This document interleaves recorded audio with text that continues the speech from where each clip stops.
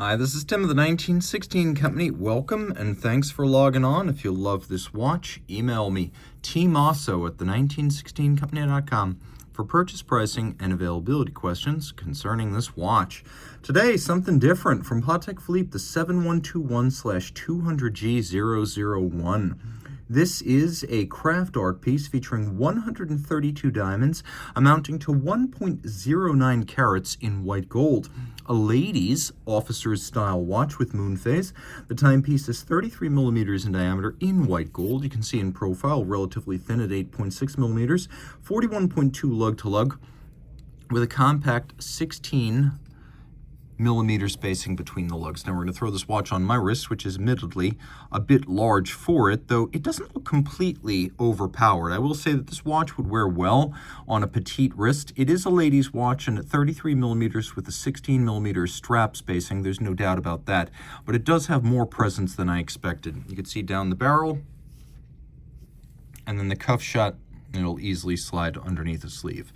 The strap's a lovely bright blue, almost bright gloss cobalt, large rectangular symmetrical scale alligator leather with some bolstering or stuffing to give it volume.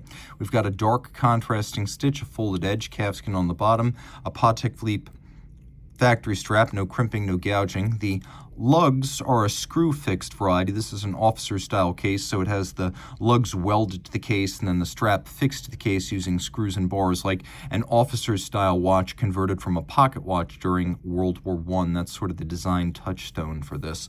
We have a sort of vintage evocative pin buckle right here.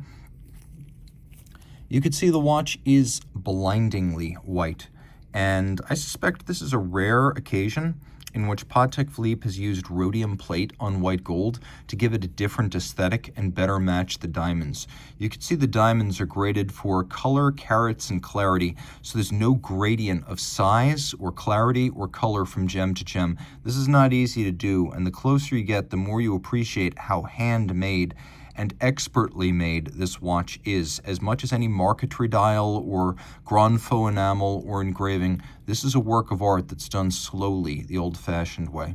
The dial is a metallic blue with white gold breguet Arabic numerals. We have a palm or apple-style hand along with an assegai for the minutes. We have a small seconds around a Moonphase. Notice the calibrations around the seconds track. These little hash marks are not all symmetrical. It creates a sort of undulating wave up and down like the edges of a spider's web. We have a polished dimple-style minutes track outboard, and a little adjuster on the side so you can correct the Moonphase. Then on the back, we have a Patek Philippe caliber 215 base, manual wind, 44-hour power reserve, 4 Hz beat rate, 6-position adjustment with Gyromax style free sprung balance architecture, anti-magnetic Spiromax hairspring, and adjusted in 6 positions. So this watch guaranteed from Patek to run no worse than -3 + 2 seconds per day. Back when these were made, that was the standard being quoted.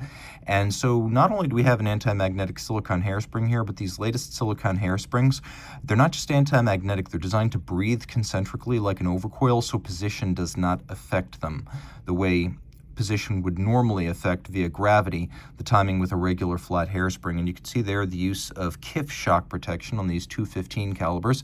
It's a good looking, very traditional movement. You can see crown wheel, ratchet wheel over the barrel, then center wheel, third wheel, fourth wheel, and escape wheel adjacent to that free sprung balance architecture. You can see the locating pegs used to locate bridges on the base plate. Those are actually polished on their top. We have mirror polished bevels. We have this lovely sort of concentric satin brushed character on the crown and the ratchet wheel, and if you look really close, you could see the attention to detail incredible. The teeth of the crown and the ratchet wheel have been micro beveled, all screw heads black polished with chamfered slots in circumference.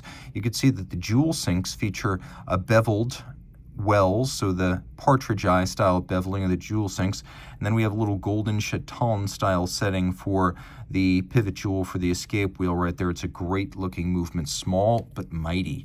Reach out to Team Mosso at the1916company.com for purchase and pricing details.